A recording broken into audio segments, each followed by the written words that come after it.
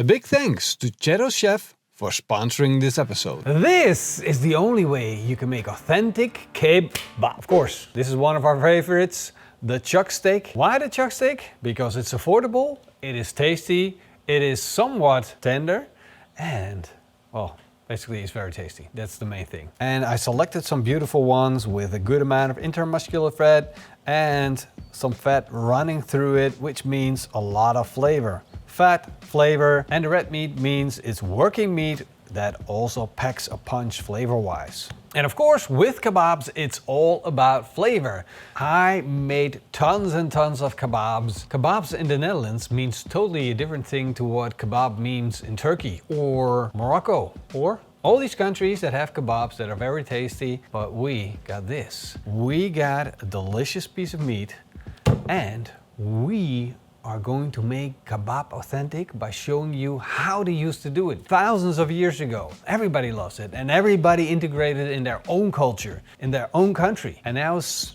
10,000 different things with one word, all meaning the same thing. I'm going to show you later on what makes this authentic, but let's just get started with some seasoning. I'm starting with 2 tablespoons of salt, a tablespoon of ground black pepper, a tablespoon of paprika powder, a tablespoon of onion powder, a tablespoon of garlic powder, a tablespoon of cinnamon, a tablespoon of cumin, a tablespoon of ginger, a tablespoon of coriander, a tablespoon of allspice, a tablespoon of nutmeg, a tablespoon of cloves, and then mix it all up. And that's how you make one of the world's most famous barbecue spices, or barbecue spices in general. This is very special, and if you never had ras el hanout before, then this is how you make it. You can do it at home now too, and of course we've written down the whole recipe on our website, so very easy to follow with all the perfect amounts, and you can share it to someone. Like, that's a beautiful thing. Just go to the website, share it, and say, hey, can you get me these ingredients, honey, so I can make this for you this weekend? It's like a instant grocery shopping list to send to your wife. Hey, oh, don't say that I told you that, because I don't want the ladies to get upset with me. Ooh, delicious. Of course, that spice mix goes onto our beautiful chuck steaks. I like to make them skewer suitable, because that's important for making kebabs. You want to use a skewer. It is all part of the authentic technique that we're going to show you later on. By cubing it up, you're also going to do another thing, which is enlarging the surface, because this now has 4 sides, which is double the amount of surface that you had before. And then just take your ras el hanout and start sprinkling it on. You can be liberal with the dose that you're using on the meat. The meat's rather thick and you want plenty of seasoning on it. The amount that you're using is depending on the amount of salt that is in the seasoning. And with ras el hanout, you want to use a little less salt so you can have a little more seasoning and therefore a little bit more flavor. So I'm going to make sure everything's well seasoned, and then I'm going to leave it on the board for a little while to rest. It's almost like a dry marinade. Now, let's fire up the barbecue. This is the Cheddar's Chef Boma, and this is the thing that's going to make my kebab the authentic kebab. I'll be cooking on this in the style that they did thousands of years ago.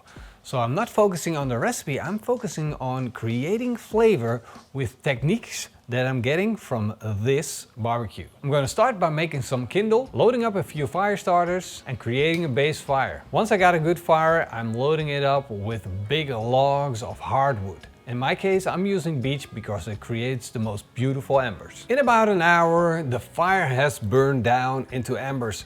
This grill is super hot, and if you look at it from top down, you can see that these red glowing embers are producing the most amount of heat. I'm going to make this a real cooking setup. So I'm going to move over a little bits of wood that haven't burned down yet, move them to one side of the grill. So that's going to be my hot side, and I'm going to move most of the embers in the same direction. So it's going to be hot, medium, and here I want to have a light heat zone. Already hot, but I want most of it to be gone so that we have a safe zone and I can easily switch between hot and a little bit less hot. And now that my barbecue is set up, I'm also going to use a cast iron pan from Scottsburg, place it near the heat and let it warm up slowly. And now of course we need to talk about skewers, because without skewers no kebab. It is the tool of preference if you're cooking with wood and especially with smaller types of meat. It is an easy way to control the heat onto your meat and cook it to absolute perfection. I have my favorite ones here from Forge because it has a V shape, and the V shape is what gives it strength. And that means it doesn't twist and turn. It will last you a long time. So if you're buying skewers, look out for V-shaped skewers. Now I got 3 sizes, and if you're in the market for those, then I would suggest getting the longest one every single time, even if you have a smaller barbecue. When you want to upgrade, if you're cooking like we're doing right now, you can move them over the fire, and me personally, I can be away from the fire over here, away from the heat, still control my skewers while the meat is over there. Look at that. They fit the skewer absolutely perfect. Just put them on, and you don't want the meat to be a lot bigger than the skewer. There we go. Yeah, centered. If you take a look at my setup, I have a hot, semi-hot, and a cooler area. I don't want the meat to stick out too much, because that will mean that the meat will stick over the hot zones and it will be harder to actually cook it. So as you can see, this fits perfectly. I'm gonna skewer on the next one. And now I can just rotate this, cook it any way I want. I can move it to the hot fire. I can move it to the colder positions, and ultimate control of the way that I'm cooking my meat. This does mean you have to pay attention to it and rotate it and make sure it cooks evenly. And while the meat is warming up, I'm gonna show you how to make the most delicious sumac garlic oil. Start by slicing fine 2 bulbs of fresh garlic. And when you're using fresh garlic, you don't have to peel them, just take the outside layer off and then just slice them into thin slices. Do the same for 2 chili peppers, add them to a bowl, followed by a tablespoon of table salt, a 1/4 cup of peanut oil, add 2 tablespoons of sumac, mix that up, and then it can go into the pan. The important part is that we fry all of the ingredients so that the aroma spreads around through the oil and it becomes a sauce. In the meantime, we're going to check back on the meat, and look at that sizzle. That looks freaking amazing. We're building up a delicious crust. And while cooking all the way through, I'm still controlling my fires, making sure that I spread out my embers as they burn down, so I'm getting an even cook on my kebabs. Once your kebab crispened up and have a nice crust on the outside, it's time to add the flavor of the sumac garlic oil. Just drizzle it on, don't be afraid of the flames. There we go. That is all flavor that we're adding. Now let's get this beauty off. Of course, we're gonna serve it on some flat leaf bread. Look at that. Let's just cut into one and let me show you what that looks like on the inside.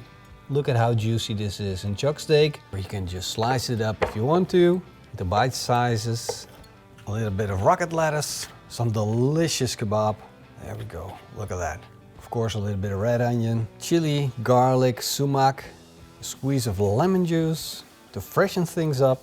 And now all you need to do is just roll it up like that. Well, I'm just gonna do one more slice like that. And now bite into it. Oh, that's so flavorful. Give me a camera. Whoa, that's sumac. It's insane. Lekker, yeah? The thing that I like to do is go to my home, write a recipe about it, and then I put it on a website. You can find the whole recipe there. Everything is there, the rub, the sauce, and this dish. And do you think this is authentic? Oh man, this is better than authentic. Who cares about authentic? There's a higher level than that.